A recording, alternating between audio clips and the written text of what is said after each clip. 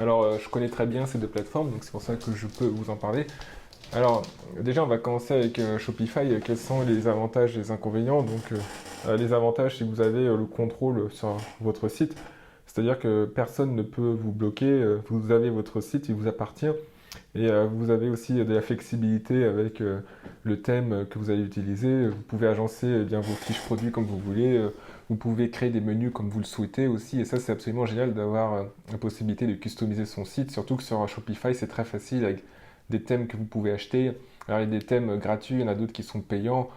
Ce qui est payant en général, eh bien, c'est souvent créé par des développeurs indépendants. Donc, vous avez des plateformes où vous pouvez acheter des thèmes créés par des développeurs indépendants. Et vous avez aussi des sites qui offrent des thèmes comme ça avec un support, avec des mises à jour. Et l'avantage d'avoir un thème personnalisé, c'est que vous pouvez trouver quelque chose qui corresponde à votre identité de marque, à votre niche.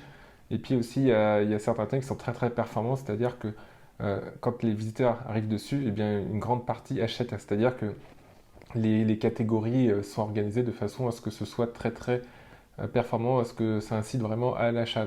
C'est pas uniquement une fiche produit, mais c'est une fiche produit hyper optimisée pour la conversion. Et sur Shopify aussi, vous pouvez choisir votre nom de domaine, donc c'est-à-dire que vous pouvez très bien acheter un nom de domaine directement sur Shopify ou alors sur un domain provider comme GoDaddy.com par exemple, et ensuite le pointer vers Shopify. Et ça, c'est génial aussi parce que comme ça, vous avez votre propre identité.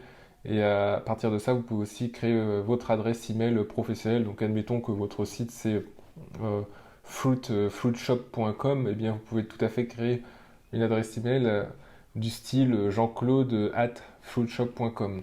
Et ça, si vous avez votre nom de domaine, eh bien, c'est permis. Et puis, un autre avantage de Shopify aussi, c'est que vous pouvez revendre votre site. C'est comme un asset, c'est comme un actif, c'est comme un bien immobilier, mais dans le monde digital. C'est-à-dire que quand vous créez un site Shopify, eh bien, non seulement vous pouvez faire des ventes et vous gagnez de l'argent avec, mais en plus, vous pouvez le revendre plus tard. C'est-à-dire qu'en fonction du chiffre d'affaires que vous faites, en fonction de la niche dans laquelle vous êtes, eh bien, votre site a une valeur en fonction de l'ancienneté de votre site aussi. Et puis ensuite, eh bien, vous pouvez le revendre et comme ça gagner de l'argent, vous faire un petit pactole et bâtir des sites comme ça, ou même acheter des sites existants et les revendre par la suite. Contrairement, par exemple, au marketplace, si vous avez un compte sur eBay, c'est moins un asset que sur Shopify, parce que sur Shopify, le site vous appartient, alors que sur eBay, même si vous avez un compte et vous faites beaucoup de ventes, ça reste la propriété d'eBay. Donc vous voyez la différence. Alors aussi sur Shopify, vous avez la possibilité de le ranker sur Google, c'est-à-dire pratiquer ce qu'on appelle la SEO, la Search Engine Optimization, et donc obtenir des clients via les moteurs de recherche, donc Google, mais aussi Bing. Alors, avec l'avènement des recherches sur ChatGPT, je ne sais pas comment ça va évoluer parce que de plus en plus de gens quittent Google pour faire des recherches sur ChatGPT. Ceci dit, on a vu qu'avec Bing, eh bien, il y a une sorte de fusion de l'IA et du système de moteur de recherche. Et donc, dans le futur, on va sûrement maintenir un système de moteur de recherche car ça reste très bien, ça trie l'information et c'est très pertinent, mais on va l'associer avec l'IA. Donc, je pense que vous pouvez compter sur la SEO par la suite pour continuer de développer votre site. Alors, par contre, sur Shopify, voilà, c'est pas parfait non plus. Donc, il y a aussi des drawbacks, comme on dit, des inconvénients. Il faut bien peser le pour et le contre.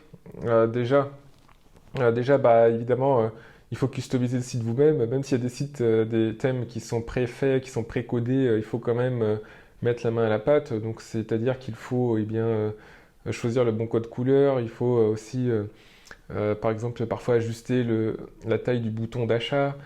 Il faut programmer vos emails aussi, les emails de confirmation. Par exemple, quand quelqu'un achète, eh bien, il reçoit un email de confirmation, un email de remerciement aussi. Ça, faut le programmer. Faut comprendre un peu la technique, comment acheter un nom de domaine, comment, par exemple, créer une adresse email associée à ce nom de domaine. Et parfois, il faut fouiller un peu dans le code de Shopify, même si c'est pas très compliqué, pour modifier, par exemple, la disposition d'une image.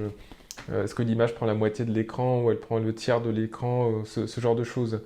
Et vous avez aussi des menus à créer, par exemple un menu contact, vous avez un menu produit, un menu blog, et ensuite il y a toutes les sous-catégories.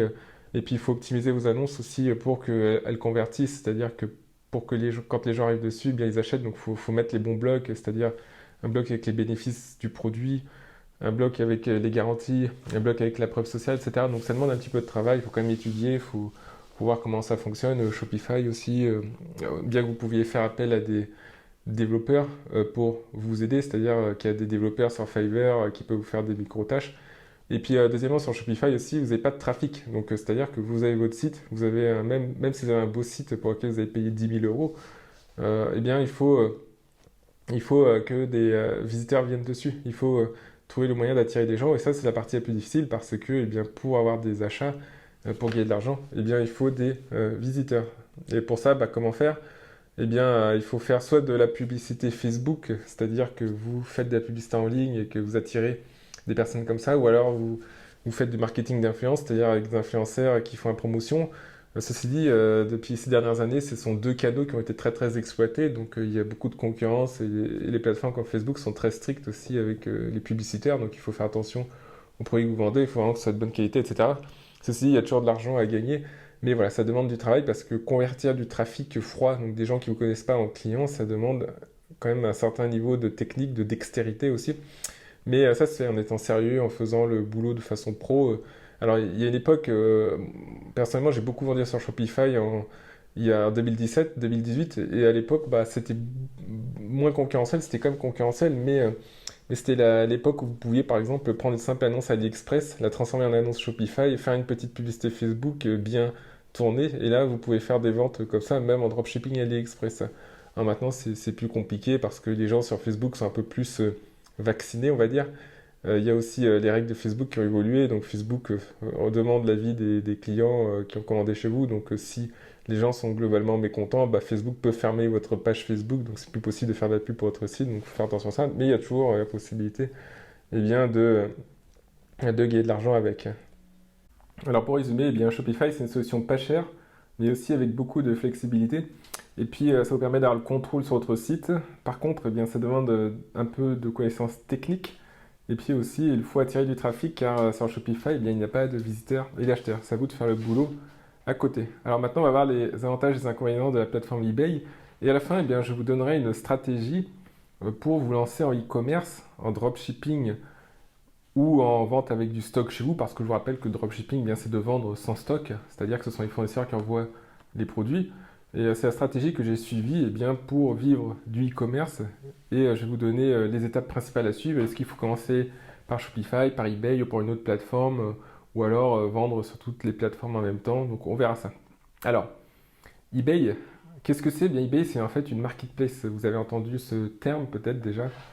Un marketplace, ça veut dire place de marché en français. C'est-à-dire que c'est comme un marché physique, mais que vous retrouvez dans le monde virtuel. Donc on va dire que eBay ce sont les propriétaires des locaux, donc c'est comme un marché avec un local, un toit, des portes d'entrée, des stands. Et puis dans ce local, il y a des vendeurs qui s'installent, des vendeurs tiers. Et donc ils s'installent, ils peuvent étaler leurs produits, ils peuvent vendre. Et eBay, en contrepartie, il récupère une commission sur les ventes. Donc en général, la commission, ça dépend des catégories, mais c'est 9%. Voilà.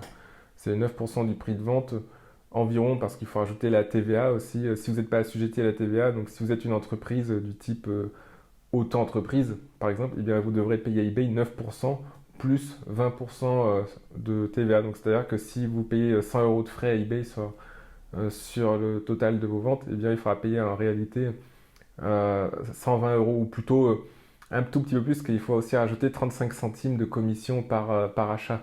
En fait, la commission d'eBay, c'est une part fixe de 35 centimes plus 9% du prix de vente. Et sur ce total-là, vous rajoutez 20% si vous êtes assujetti à la TVA. Si vous n'êtes pas assujetti à la TVA, je veux dire, et si vous êtes une entreprise enregistrée à la TVA, vous ne payez pas ces 20% en plus. Mais bon, bref. Donc, pour résumer, eBay, c'est une place de marché. Alors, l'avantage, c'est qu'il y a déjà des visiteurs. Quand vous vous installez au marché, vous avez déjà des chalands qui déambulent, qui connaissent le marché, qui viennent depuis plus ou moins longtemps. Alors c'est intéressant parce que Shopify et eBay, vous pouvez comparer ça avec une boutique physique et un marché. Donc dans la vraie vie, par exemple, admettons que vous vendiez par exemple des huiles essentielles, vous êtes spécialisé dans le bien-être, vous avez le choix. Soit vous pouvez vous installer à votre compte, vous achetez ou vous louez un local dans une rue, dans une ville quelconque, par exemple, on va dire Saint-Étienne, voilà, vous ouvrez votre boutique à Saint-Étienne. Ou alors vous avez aussi le choix de placer votre boutique dans une galerie commerciale ou alors dans un marché. Donc dans ce cas-là, dans la galerie commerciale ou dans le marché, le local ne vous appartiendra pas. En général, vous le louez. Vous avez le droit d'avoir un stand, ou quoique, je crois que dans les galeries commerciales, c'est peut-être possible d'acheter. Mais dans beaucoup de cas, eh bien, vous êtes simplement invité. Mais l'avantage, c'est que dans les galeries commerciales ou dans les marchés, vous avez déjà du trafic. C'est un peu comme sur eBay, vous avez déjà des visiteurs. Alors que si vous avez une boutique dans une rue quelconque, eh bien, il va falloir faire des efforts de marketing. C'est comme avec Shopify, il va falloir faire des efforts de marketing pour attirer eh bien, des visiteurs chez vous, pour vous faire connaître avec le bouche à oreille, avec la publicité, etc. Alors, sur eBay, donc, vous avez ces visiteurs, et le tout, eh bien, ça sera de faire face à la concurrence et puis de savoir aussi ce que veulent les visiteurs. Alors, les gros avantages d'eBay, eh bien, c'est que vous avez déjà des visiteurs, c'est assez simple aussi d'utilisation, c'est que c'est présent dans plusieurs pays du monde, vous avez des sites eBay aux États-Unis, au Canada, au Royaume-Uni, en Espagne, en Italie, donc ça fait quand même un nombre conséquent de visiteurs. Certains disent que cette plateforme n'est plus ce qu'elle était avant. Moi, je ne suis pas d'accord du tout. Moi, j'aime beaucoup regarder les chiffres et les statistiques. Et vous allez sur un site qui s'appelle similarweb.com et vous verrez que sur eBay, eh bien, il y a toujours environ 27 millions de visiteurs par mois en France, sur eBay France. Et en Allemagne, par exemple, il y a 150, 160 millions de visiteurs par mois, ce qui reste énorme. Donc, n'écoutez pas ces gens qui vous disent que eBay n'est plus ce que c'était avant. Ça reste une plateforme exceptionnelle pour commencer en e-commerce. Évidemment, vous n'allez pas gagner des millions d'euros sur eBay, mais déjà pour avoir un petit revenu de 1000, 1500, 2000, même 5000 euros par mois après impôt, c'est tout à fait possible avec la vente sur eBay. Donc voilà, donc il y a pas mal d'avantages quand même. Alors évidemment aussi sur eBay, vous avez des règles à suivre. Donc ça c'est normal. C'est par rapport à Shopify, on va dire qu'il y a plus on va dire de réglementation sur eBay, car ils veulent garder une plateforme fiable où les acheteurs et les vendeurs sont en sécurité, ce qui est compréhensible. Donc il va falloir eh bien éviter de vendre des produits à risque. Donc voilà, on en vient aux inconvénients d'eBay. Donc j'ai listé les avantages. Et un des inconvénients, c'est qu'il y a plus de restrictions. Par exemple, il faut éviter les produits à risque. Alors, ce qu'il faut savoir, c'est qu'il y a des restrictions qui sont explicites et d'autres qui sont implicites. Alors, explicite, c'est facile, c'est sur le règlement d'eBay. Bon, il y a des choses qui vont de soi. Il ne faut pas vendre, enfin, c'est interdit de vendre de l'alimentaire parce qu'eBay ne peut pas contrôler. Et normalement, il y a des règles strictes sanitaires à suivre. Donc, l'alimentaire, c'est interdit. Les armes à feu aussi. Donc, ça, c'est des produits clairs qu'il ne faut pas vendre. Et puis, vous avez des règles tacites, implicites. Et ça, faut plutôt se renseigner auprès d'experts ou de vendeurs sur eBay. Et les règles implicites, c'est par exemple, il faut éviter de vendre des produits à risque comme des produits pour bébés ou alors des cosmétiques, même si en théorie c'est autorisé. Par exemple, si vous vendez des cosmétiques, eBay peut vous bloquer votre compte ou alors demander des informations sur les produits et ça on va éviter. On veut rester en bon terme avec eBay, donc il va falloir gérer tous ces produits-là. Alors que sur Shopify, vous avez peut-être plus de flexibilité. Alors d'ailleurs, si vous êtes intéressé par la vente sur eBay, j'ai créé une formation complètement offerte, donc le lien est dans la description et je vous apprends eh bien, plusieurs principes pour vendre sur eBay. Donc on regarde ensemble comment créer une annonce persuasive, ça c'est important, comment se fournir, comment trouver des produits gagnants, comment assurer un bon service client, comment respecter les normes d'eBay. Donc ça c'est aussi très important pour se maintenir à long terme sur la plateforme. Je pense que vous allez apprendre pas mal de choses, surtout si vous souhaitez vendre de façon professionnelle et si vous souhaitez gagner votre vie avec eBay, ou même si vous n'avez pas le projet de gagner votre vie pour l'instant avec eBay, vous pouvez quand même regarder pour apprendre des choses et préparer votre projet dans le futur. Si par exemple dans 3 mois ou 6 mois, eh bien, vous décidez de créer une boutique eBay et d'en faire un revenu 100% en ligne et sans patron. Donc je vous attends dans l'information offerte si vous êtes prêts. Alors le défi suivant, c'est la concurrence. La concurrence eBay, mais vous allez voir que la concurrence, elle est partout. Quelle que soit la plateforme où vous vendez, que vous soyez sur Amazon, sur Le Bon Coin, sur Shopify, etc., eh bien, vous aurez toujours des gens en face. Ça n'existe pas du tout un monde dans le business en général, pas que dans le e-commerce, où vous êtes la seule entreprise et eh bien, vous avez personne en face de vous et vous avez une armée de personnes prêtes à acheter chez vous. Non, non, ça n'existe pas. La concurrence, il faut s'y faire. Alors, par contre, sur eBay, ce qui est absolument génial, c'est que cette concurrence est tout à fait modérée.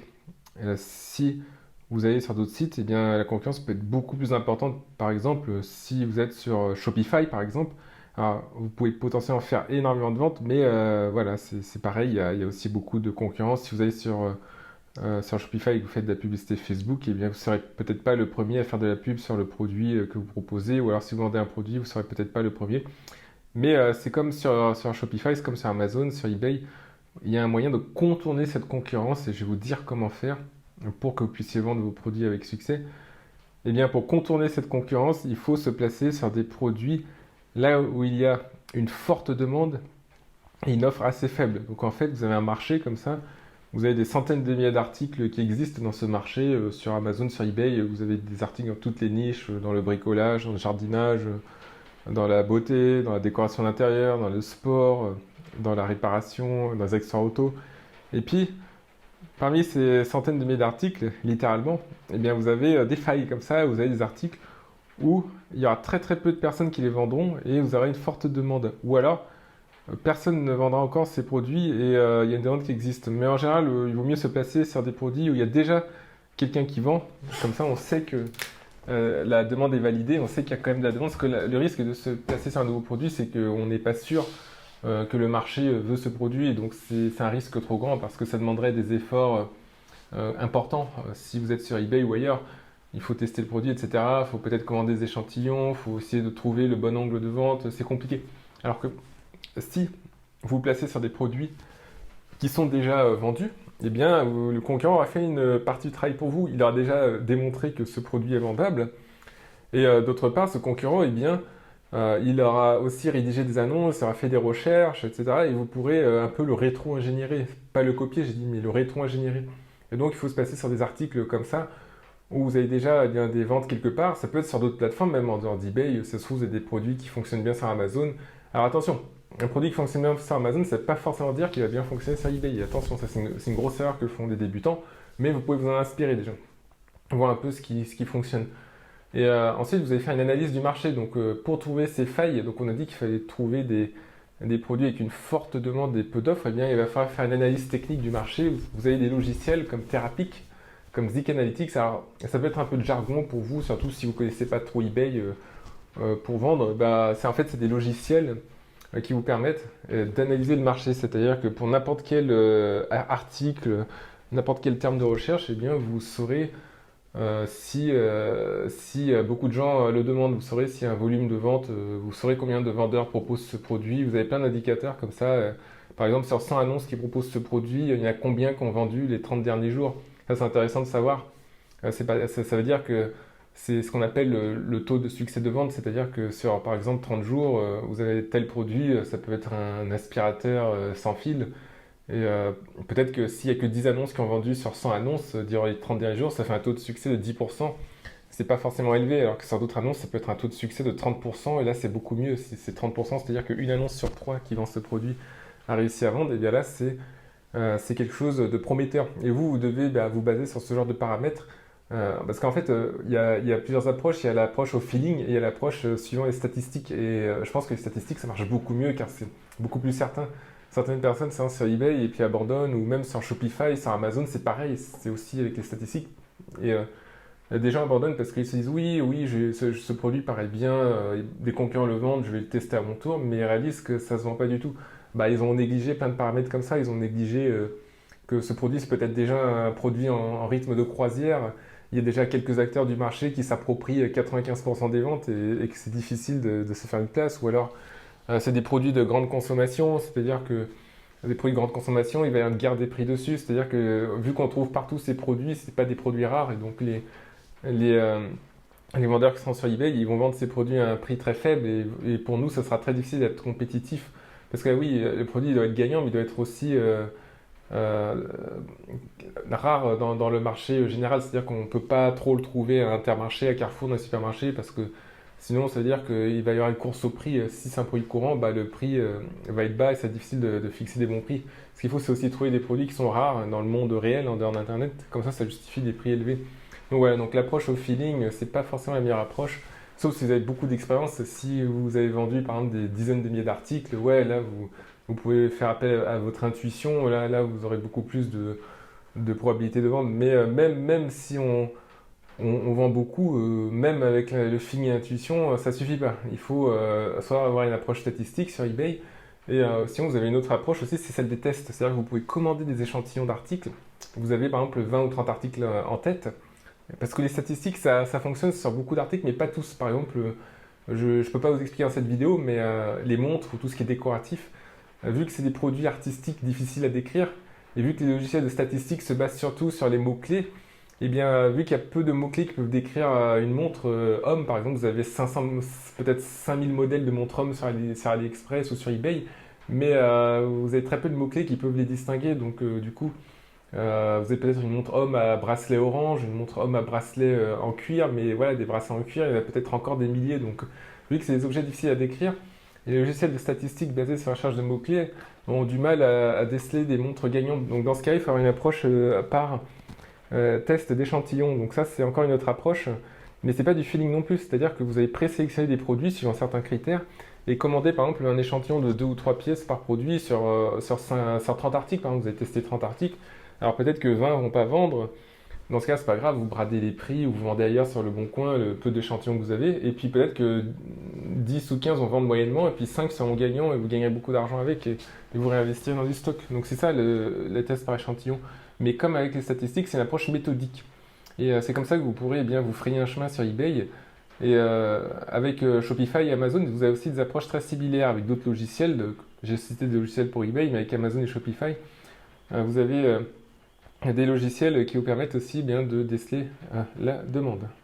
Alors maintenant, je vais vous donner la stratégie qui va vous permettre eh bien, de vivre du e-commerce, de vous lancer et de réussir avec une forte chance de succès. Ou alors si vous êtes déjà lancé, eh bien, ça va vous permettre d'ajuster votre stratégie afin d'aller vers le succès. Donc c'est la stratégie que j'ai suivie qui m'a permis de m'extraire de 1200 € de découvert à vivre entièrement du e-commerce et grâce à ça, j'ai pu voyager dans plus de 55 pays, j'ai pu vivre dans 3 pays différents aussi. Alors, ce que je vous recommande tout d'abord, c'est de vous lancer sur un marketplace avant Shopify. Pourquoi? Parce que sur un marketplace, eh bien, vous n'avez pas de fonds à avancer. Quand vous vendez sur eBay, vous avez juste à créer un compte. Il faut un peu de stock au début. Après, vous pouvez faire du dropshipping, donc vous n'aurez même pas besoin de stock. Mais au début, il faut commencer avec du stock quand même pour chauffer votre compte. Et les seuls frais que vous avancez éventuellement, c'est le paiement d'un abonnement à une boutique. Donc vous avez plusieurs niveaux de boutiques sur eBay. Vous pouvez commencer avec une boutique basique à 20 € par mois. Mais c'est très modeste comme somme, c'est très modique par rapport aux avantages que vous avez, car vous avez 300 annonces offertes chaque mois. Et ce que je vous conseille, eh bien, c'est vraiment d'aller à fond. C'est que si vous souhaitez vivre des ventes en e-commerce, commencez par eBay et puis commencez par tester des 10, 20, 30 produits. Regardez ce qui marche. Essayez plusieurs niches aussi, le bricolage, la déco intérieure, le sport, la beauté, les accessoires de smartphone, ça marche très bien, les montres aussi. Et n'hésitez pas à tout scanner, créer une boutique généraliste, ne vous cantonnez pas à une seule niche car des produits gagnants, il y en a partout et ce serait dommage de s'en priver. Et après, dès que vous commencez à gagner de l'argent avec eBay, eh bien, vous réinvestissez une partie de vos gains. Alors, vous n'êtes pas obligé de tout réinvestir, hein. Je pense que vous avez aussi besoin de cet argent peut-être pour vivre, pour améliorer votre quotidien. Donc, vous avez tout à fait le droit de garder votre argent, mais je vous conseille de réinvestir quand même une partie. Et ensuite, quand eBay tourne bien, que vous avez une boutique qui fonctionne, vous vendez du stock tous les jours, ou si on vous importez de Chine, vous faites du dropshipping depuis la Chine par exemple, et bien là, ce que vous pouvez faire, c'est à côté dupliquer sur Le Bon Coin. Vous pouvez vendre sur Le Bon Coin et aussi sur Amazon éventuellement. Alors Amazon, c'est un peu plus aventureux qu'eBay parce qu'Amazon, ils ont des règles très très strictes. Et sur Amazon, il ne faut pas dépasser les 1% de défauts.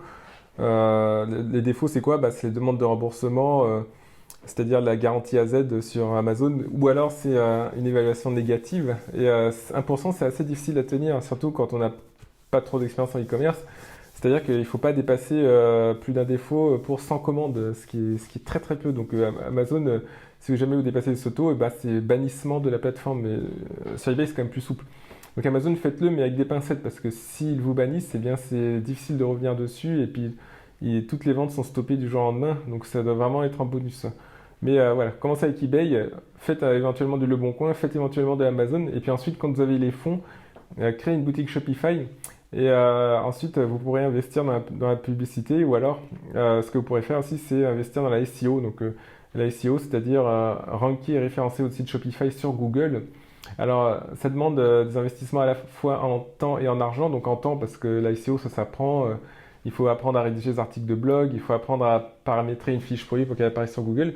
Mais aussi de l'argent, parce qu'un site en SEO, c'est colossal à entretenir, c'est colossal à développer. Donc il va falloir investir auprès d'assistants. Quoique le chat GPT aide beaucoup maintenant, mais ça ne suffit pas forcément parce que avec Google, il y a des détecteurs d'AI et on n'est pas sûr à 100% que Google pénalise pas eh bien, des annonces qui sont rédigées par ChatGPT. Donc, je veux dire, les articles de blog rédigés par ChatGPT. Donc, il faut faire attention. Donc, peut-être que c'est toujours nécessaire d'embaucher des personnes qui vous aident à développer votre site en rédigeant des fiches produits optimisées pour Google ou alors en rédigeant des articles de blog.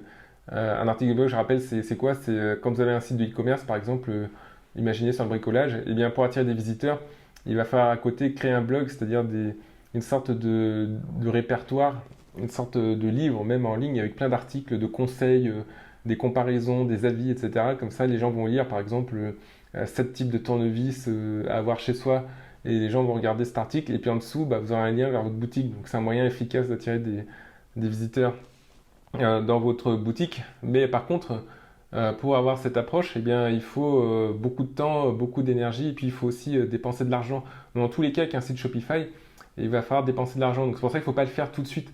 Par exemple, moi, quand j'ai commencé sur Shopify, avant de commencer à faire mes premières ventes, j'avais dû investir environ 1000-1200 euros de publicité en ligne, parce qu'au début, je galérais beaucoup. C'est très difficile de publicité en ligne. Je faisais très peu de ventes, enfin pas du tout de ventes. J'avais des visites, j'avais des ajouts au panier, mais avant de faire mes premières ventes, j'avais dû brûler plus de 1000 euros. Donc ayez les reins solides. Si vous voulez faire de la pub en ligne, eh bien essayez d'avoir au moins 1000 ou 2000 euros que vous êtes prêt à cramer pour faire des tests.